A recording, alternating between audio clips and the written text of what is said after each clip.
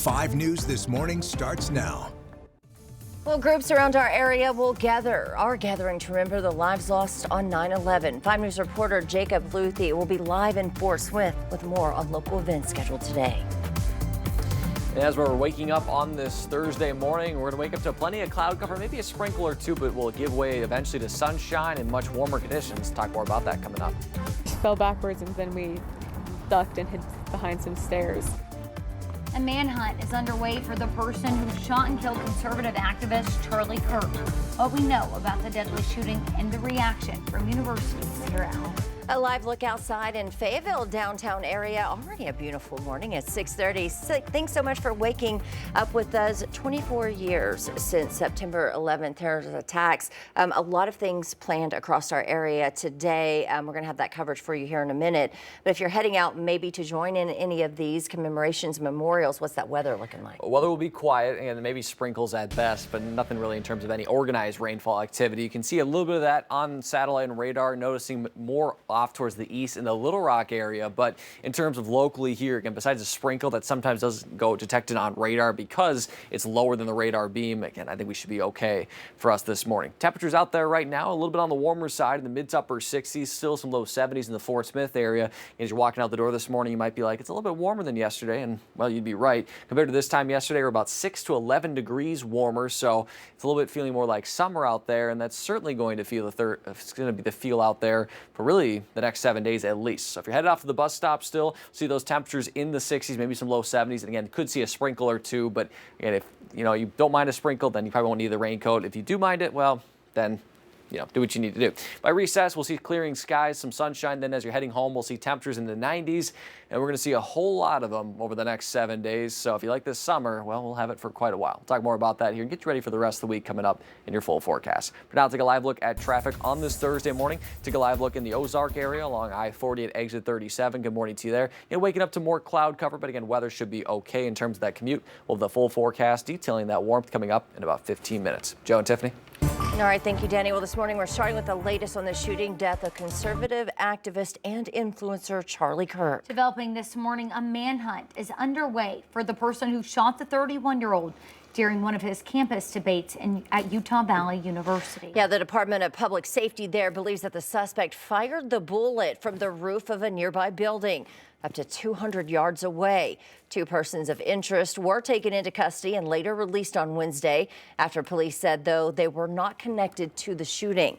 Though one of them has been charged with obstruction of justice. Supporters brought flowers to the Phoenix offices of Turning Point USA, the organization Kirk founded to motivate young conservatives. And leaders across the political spectrum, including President Trump, swiftly condemned the deadly shooting.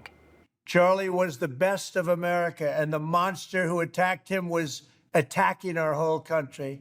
An assassin tried to silence him with a bullet, but he failed because together we will ensure that his voice, his message, and his legacy will live on for countless generations to come. Now, the president has ordered flags to fly half-staff on federal buildings through Sunday in honor of Kirk. Arkansas Attorney General Tim Griffin giving his reactions to the tragic shooting. He says, in part, the assassin cast a shadow over America, and we must recommit ourselves to the principle of peaceful debate. Charlie Kirk was a major figure in youth conservative politics, inspiring action in teens and young adults across the country. Well, that includes right here in Arkansas. 5 News reporter Emily Moss joining us live with more on this. Good morning, Emily. Good morning, Joe and Tiffany. Turning Point USA is a young adult conservative group with chapters based at colleges across the country, including at the University of Arkansas. The University of Arkansas in Fayetteville has its own chapter, sending 5 News a statement saying, quote, "This has been a very hard time for all of us. Emotions are quite reasonably high, and we aren't equipped to say anything more than this. Charlie lived an honorable life of service and sacrifice. His message for years has been that violence occurs when we cannot speak with one another. We need to learn to talk to one another again." John Davis is an associate professor of political science at the University of Arkansas. He says he's worried about this effect that the event could have on his students and the uptick of political violence as a whole. I pray that we can find a way to disagree. We can find a way to engage in civil discourse and discussion in ways that do not lead to political violence. Tonight, the University of Arkansas chapter of Turning Point has their regular meeting. It's unclear if they'll still hold it in light of the attack.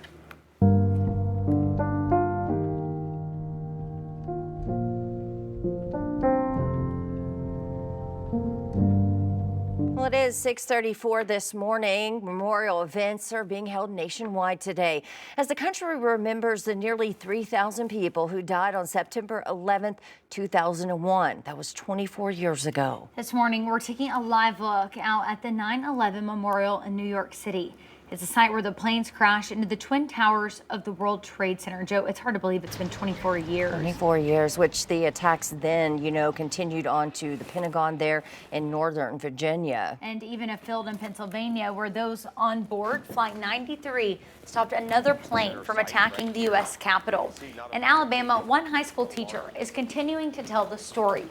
He served in Iraq and Afghanistan after the attacks. It's one of those watershed moments in U.S. history. It must be taught. The patriotic side of it, the messy side of it. It's a great rallying moment for what we can achieve when we decide to work together. Today, President Trump will mark the day at the Pentagon before attending the New York Yankees game in New York. Well, here at home, the fire department in downtown Fort Smith is paying tribute. 5 News reporter Jacob Luthi is live there with a look at local events happening around the city today. Good morning, Jacob. Yeah, good morning, Tiffany. Good morning, Joe. As we heard earlier, it's been 24 years since the 9/11 terrorist attacks.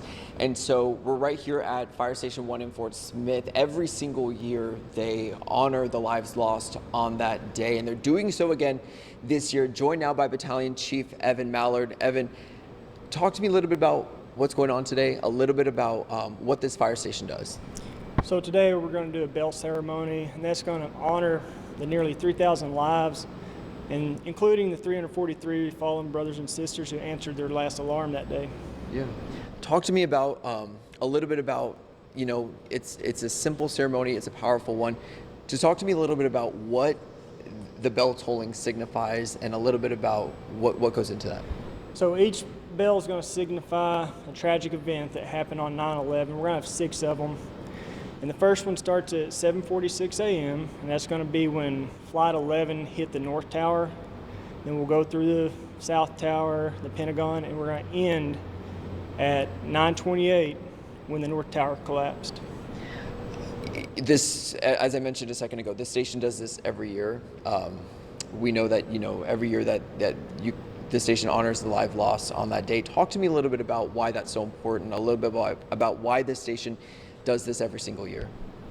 So, of course, we don't want to forget. We don't want to let the public or the community forget.